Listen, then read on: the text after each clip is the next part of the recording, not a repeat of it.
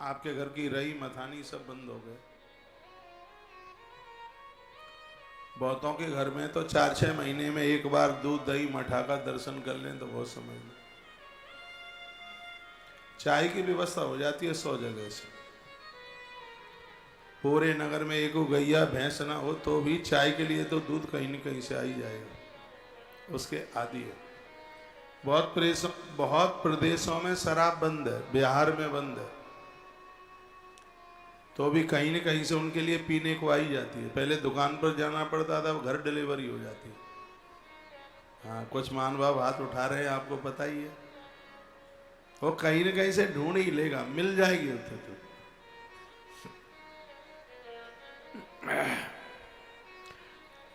बगल में एक जीजी जोर से सो रही है, थोड़ा जगाना उसको। बोलो बांके बिहारी लाल की जय हो। श्री हनुमंत बलवंत महाराज जय हो। आज के आनंद की जय हो। जय श्री राधे श्याम। यशोदा मैया के घर नित्य मक्खन निकलता है। आज भी देश में बहुत घर हैं, दूध लाते हैं, जमाते हैं, मक्खन निकालते हैं। घी पूजा के काम में आता है और छाछ कड़ी बनाने के काम आ जाती है। दूध से भी ज्यादा महत्व है, कोई इसको समझ ले तो। दही का, छाछ का, दूध से भी ज्यादा महत्व। दूध का असर तो 30 दिन रहता है, दही का असर 45 दिन रहता है, घी का असर 2 महीना रहता है, गौमूत्र का असर 6 महीना रहता है। आज हमने गौमूत्र लिया, 6 महीने तक असर रहेगा। और गौ माता के गोबर में से जो निकला हुआ रस है उसका असर पूरा 1 वर्ष तक रहता है, जो उसको गोबर कहते हैं। वर का मतलब श्रेष्ठ, गौ माता का जो सबसे श्रेष्ठ है वो गोबर का रस है। गौ माता के गोबर का कंडा मिल जाए, उपला मिल जाए, उसको जला के राख बनाओ। वो राख बन जाए तो थोड़ी सी फिटकरी डाल लो उसमें और सूती कपड़े में बांध कर लगाओ उसमें गांठ और भरे हुए मटके में छोड़ दो। उस पानी को पीते रहिए। पानी 1000 रुपया लीटर भी नहीं मिलेगा बाजार में, सगरी मशीनें फेल हो जाएंगी उसको चेक करने में। इतना स्वादिष्ट और इतना अद्भुत पानी बन जाएगा। पानी से बहुत बीमारियां बढ़ती हैं, तो पानी को शुद्ध करने में गौ माता के गोबर को जलाकर जो बनी हुई राख है उसमें फिटकरी डालकर जो आपने उसको मटके में डाला है, ये तो बहुत क्लीन बैटर बन गया जिसमें कोई दोष ही नहीं है। ऐसा हमने आपको बहुत उपले कंडे भेजे हैं यहाँ से, 1 आध दिन में फिर चालू करेंगे। अब ये लेबर वगैरह चली गई थी शादी शुदियों में, अब ये लौटे हैं, अब ये फिर उपले कंडे बनना शुरू होगा। हमें गौतीर्थ तुलसी तपोवन गौशाला के लाखों घरों में कंडे देने हैं। एक बार आपसे दाल बाटी चूरमा फिर बनवाना है। अभी तो पूजा के लिए छोटे छोटे दे रहे हैं और अब इतने बड़े बड़े देंगे। हाँ, पूरा 18 इंची का, 18 इंची ऐसे, 18 इंची ऐसे।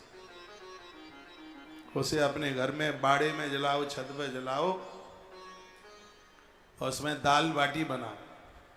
बाटी बनाओ, उसमें घी में डालो, चकाचक पाओ, कंडा थोड़ा सा जलाकर उस पर ठाकुर जी का भोग लगाओ। उन्हें प्राचीन परंपराओं में लौट के आना है। साग जिस पर बनाओ उस पर बनाओ, लेकिन एक बार रोटियां चूल्हे पर बनाना शुरू कर दो, ये पेट की गैस कहाँ भाग जाएगी पता भी नहीं लगेगा। ये सिलेंडर का चूल्हा आया तभी पेट फूलने लगे, ये गैस घुस गई पेट में। चूल्हे की रोटी तो स्वास्थ्य को पावरफुल बना देती है, अद्भुत बना देती है। जिनके पास थोड़ी बहुत खुली जगह है उन्हें तो चूल्हा ही जलाना चाहिए। ये स्वास्थ्य के लिए बहुत लाभदायक। किसी डायबिटीज के मरीज को आलू खाने का मन हो तो सीधे कच्चा आलू मत काटिए, या तो उसे उबालिए, और उबले हुए से भी आलू भुना हुआ ज्यादा फायदेमंद है। उसको आग में भूने,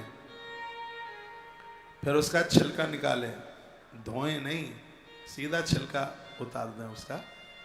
फिर उसको हाथ से ऐसे फोड़ दीजिए और थोड़ा सा उसमें काला नमक इत्यादि मिला मुलू करके थोड़ी उसमें काली मिर्च जरूर डालें। काली मिर्च और काला नमक, सेंधा नमक भी डाल सकते हैं। उसका भत्ता बना करके खाइएगा। ये तुम्हारी बॉडी की किसी गांठ में दर्द नहीं रहने देगा। आलू बस उसका सेवन करने का तरीका समझ लें, उसको यूज कैसे करना है। बिजली का तार प्रकाश दे रहा है, यदि किसी को यूज करना आवे तो। यूज करना नहीं आया, बिना रबड़ वाला तार छू लिया तो प्राण ले लेगा। ये ही खाने पीने की जो चीजें हैं उसमें भी बिल्कुल यही है। उसको आप खा रहे हैं, बड़ी बात नहीं, आप उसको कैसे खा रहे हैं, यह बहुत समझदारी की बात है। 9 तपा चल रहा है इस समय। बैगुन जहर की तरह, पेट की गैस जिंदगी में खत्म नहीं होगी। 9 तपा 25 तारीख से शायद शुरू हुआ है। 25, 26, 27, 28, 25, 26, 27, 28, 29, 30, 31, 1, 2 तक रहेगा, 2 तारीख तक। इसमें बैगुन खा लिया, पेट में बीमारी बना देगा। लेकिन वही बैगुन कंडे की आग में भून करके आप भत्ता बना करके ले लेते हैं तो स्वास्थ्य को परफेक्ट कर देता है।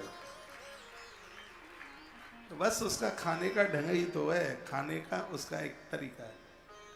बैगन के भत्ते में हल्दी मिला दो, कहीं सूजन है, चोट लग गई है, वहां बांध दीजिए, कस निकाल देता है बिल्कुल। इसका भत्ता बना करके इसको लिया जाए। भुनी हुई तोरई बहुत फायदा करती है, भुनी हुई शकरकंदी बहुत फायदा करती है, भुना हुआ बैगुन बहुत फायदा करता है, और भुना हुआ आलू भी बहुत फायदा करता है। इसको आग में अब भूनोगे तो तब जब घर में उपला कंडा हो तब। अभी तो बस शुरुआत है, आने वाला इतना विस्तार होगा कि यह गौशाला पूरे भारत को कंडा प्राप्त करा देगी। आज भी 10, 12, 15 ट्रॉली गोबर रोज इकट्ठा होता है। बस थोड़ी बनाने की प्रक्रिया हो जाए चालू तो काम करने के लिए लोग कम पड़ रहे हैं। जैसे ये व्यवस्था बनती है, जब भी आप वृंदावन आओगे तो एक छोटा सा बोरा कंडा का भर के लेके चले जाओगे। एक बार ले जाओगे 3, 4 महीना, 6 महीना चलेगा आराम से।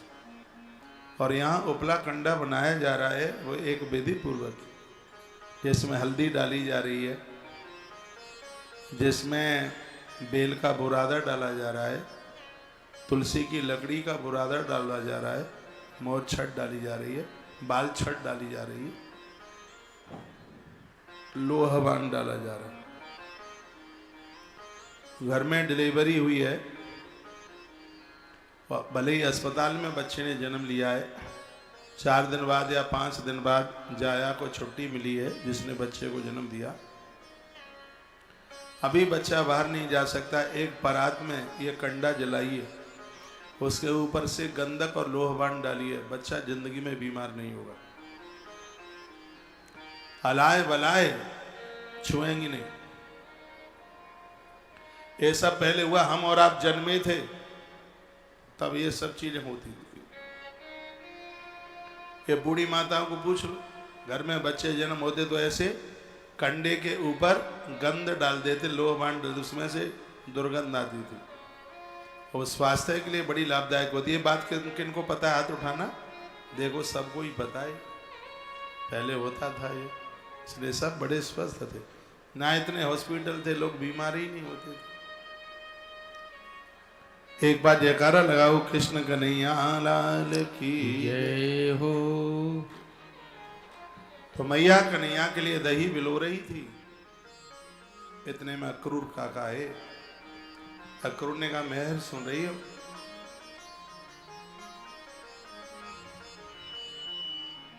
पत्नी का जो नाम है, जैसे पति का नाम भी नहीं लिया जाता, तो सार्वजनिक स्थलों पर घरवाली का भी नाम नहीं लिया जाता। माता पिता के सामने घरवाली का नाम नहीं लिया जाता। बच्चों के सामने घरवाली का नाम नहीं लिया जाता, सास ससुर के सामने भी घरवाली का नाम नहीं लिया जाता, गुरुजनों के सामने भी घरवाली का नाम नहीं लिया जाता। तो फिर घरवाली का नाम कहाँ लिया जाता है? कहीं पूजा पाठ में आप बैठे तो संकल्प में